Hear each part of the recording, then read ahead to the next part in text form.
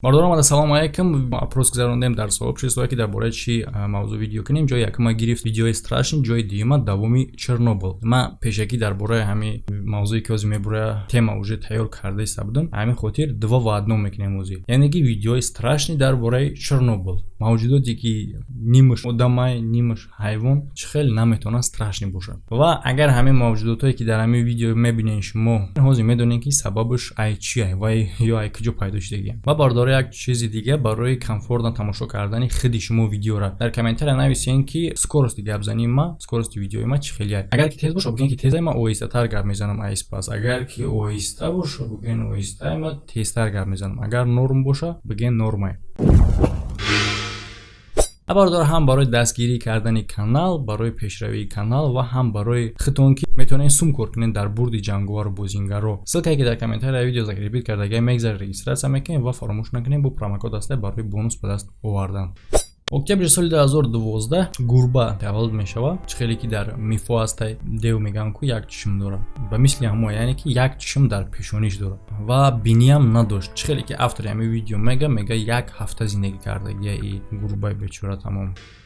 Агар касе намедона, и ҳамун шаҳре ҳастай ки яъне ки видеои пешина медонем ки ҷои як мутанта меқапанд. Бардор шумо худтон тамошо кунед. Ман ба чӣ монанда ами, ба чӣ ҳайвон монанда, ман намедонам. Калаш ба мисли калаи моҳие ва дар баданаш мисол сурухиё ҳастай. Не ки намешавад моҳӣ бугӯй, на тюлен, на қашқалдоқ. Ва пешакӣ мегӯям бардоро ки ҳама хеле мутатсия ай таъсири радиатсия мешавад. Яъне ки радиатсия таъсир мерасонад дар генетика, генаи ҳамун ҳайвона ё ки одама вайрон мекунад. Ҳамин хеле кор метавонад ки дар одам ҳам шавад. Автори ин видео дар заводи партофтагии Чернобыл як чира ба навор мегирам. Ва вале бардор дар инҷа қайд кунам ки дар комментарияи пешина нависондагӣ буданд ки яъне ки Чернобыл ҳозир одамон мераванд. Бале бардоро мераванд. Но зиндагӣ кардан мумкин нест. Яъне ки уҷа охраняемая зона қапанта меқапанта. Дидин бардоро навора, агар ки пеш биёрем, шумо мефаҳмед ки ин одам нест. Вопрос чие?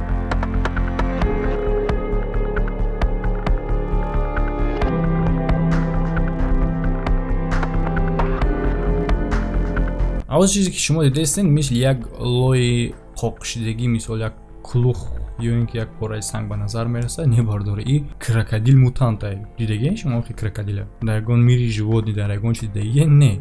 Ира фақат дар натиҷаи таъсири радиатсия мебинем ки генаи ҳамун ҳайвон тағйир меёбад ва мутант мешавад. Ин видео дар як озери Чернобыл ба навор гирифтагия ва ҳозир бисёри одамое ки будонанд мегӯянд ки дар уҷа крокодил нест дар озерои. Бале бардор, дар уҷа крокодил нест. Ине ки ин чизе ҳастай ки ба монанди крокодил шудагия дар таъсири радиатсия ва чӣ хеле ки шумо дидестен, ӯ чашм надорад. Просто як даҳани калоне тамом. Яъне ки даҳани ҳамон ӯро ба крокодил монанд мекунад. Автори видео мегӯяд ки дар кӯчаи Чернобыл пишакчара меёбад ва шумо худтон нигоҳ кунед ки пишакча чӣ гуна, яъне пишакчаҳо чӣ гунаҳанд, не пишакчаҳо чӣ гунаҳанд, яъне ки ду пишакча дар як бадан. Ай мавҷудота боша а як озераи наздикии Припят меёбанд. В общем, ин шама бардора описат карда наметавонам. Ба гуфти шумо чие? Ин як чапалоқай, кавлизакай, кавлиза калонай. Дида мешавад ки дар территория ҳамин қадар радиатсия таъсири хича сахт расондагие ки ҳайвонно мисол ҳатто намешавад монанд кунӣ яхелча ба ягон чиз. ин видеоро дар ҷангали сирх яке аз туристо ба навор мегирам. Инҷо ҳозир чизе ки шумо дидем ба мисли як тупи мӯҳ ё ин ки хас ягон чиз метавад, не ки бардори ин чиз зинда. Ва учёниё ин видеоро изучат мекунанд, мегӯянд ин як намуд паразити ҳастае ки дар об зиндагӣ мекунад. Не ки интереснигии да чие ки организмаш ҳамин хел масъала тағйир ёфтае ки дар берунае ва зиндае, дар қоқӣ гаштаистае. Зур билин як моҳиё ҳамаш бихезан раҳ бугардан берун. Чӣ мешавад? Хорошо шуд дар уҷа крокодило нестае. Яъне мехези дар якас тоқ мекунад, хуй мекунӣ кияй крокодил. Нони қоқ дорем мегӯям. Ин видео хеле вақти пеш вирусни буд, не ки ҳеҷ кас намедонист ки видео ай куҷо пайдо шудагие, чие, кие. Ва ин бародаро хугай бо рӯи одам. Да ну нахер. Отец!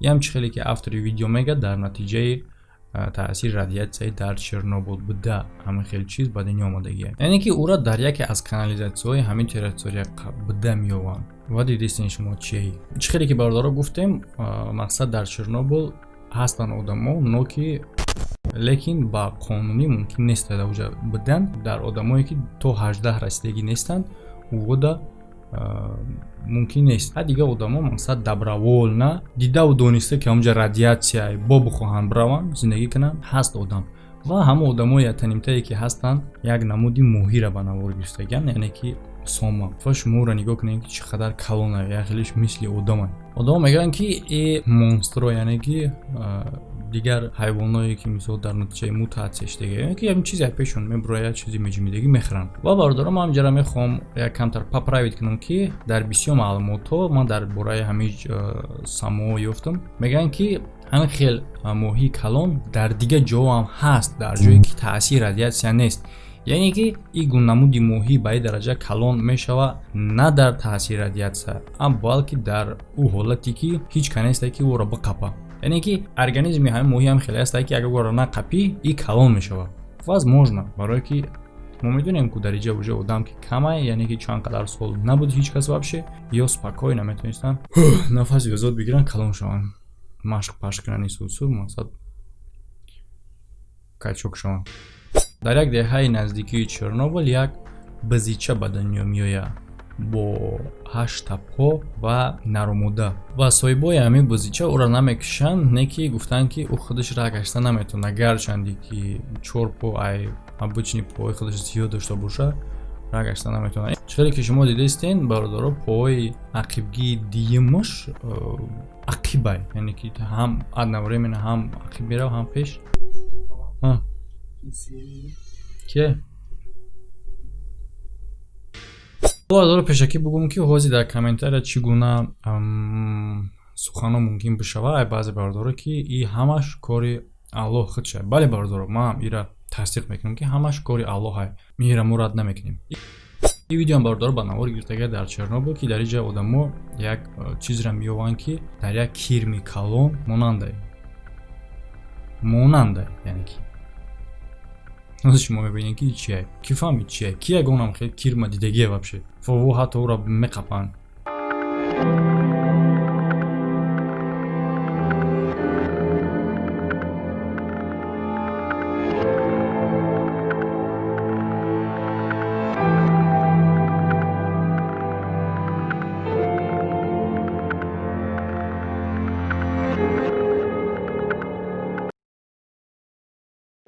ва ин моҳирам дар яке аз дарёчаҳои Чернобыл меқапанд ки чашм надорад.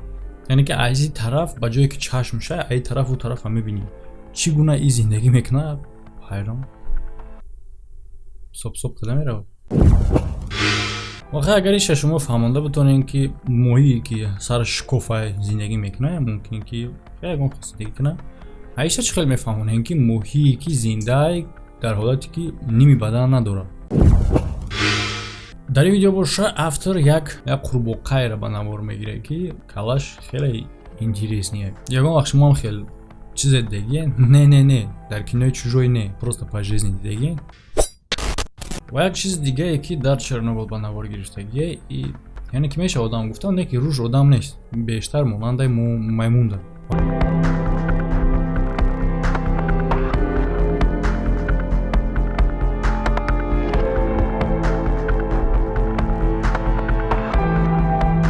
ва ин ҳайвон ҳам боша дар Чернобыл ба навор мегирад. вақте ки наворгиранда ира мебинад, мефаҳмад ки ира та ягон ҷои дига ин хел чиза пешакӣ надида буд. яъне ки ин вроди муша, яъне ки муш нестай, намедонам, як сосискаи димдор ория, намедонам чие бародаро.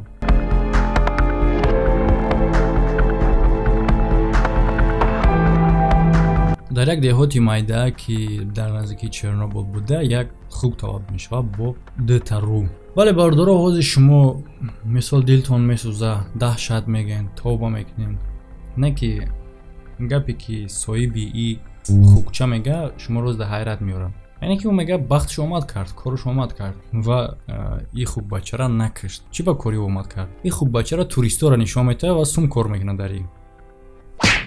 барои оне ки калаш вазмини бадай рагаштан қинае. дар ин видео як одам як чизи хеле аҷоиба ба мебинад ва мехоҳад ки ба навор бигирад. ва шумо ҳам ҳозир мебинед ки ӯ чиро дид.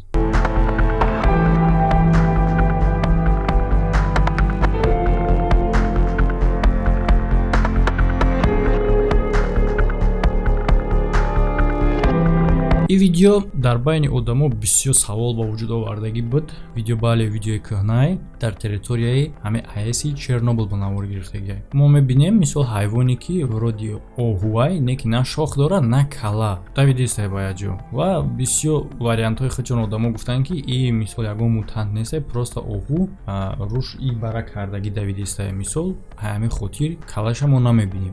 و چی با تا آخری راه بعد همون روش یا طرف میدوام میره برات خیلی روز که بگروت ببینیم شما باردار فکرات نبنویسین که ای کلا نداره یا که بکلا. Вот ты меня рассмеялись.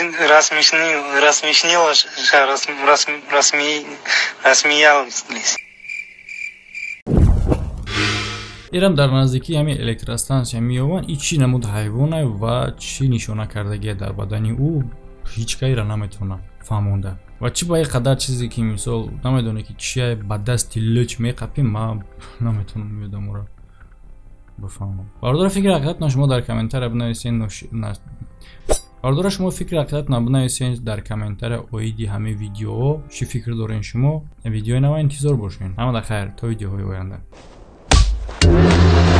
تو مرا باید حرمت کنی. What is my destiny? اگیمشه ما подписчики SM Шарипов. Оказывается, ты не хубый, куроховый, фанагозада. Or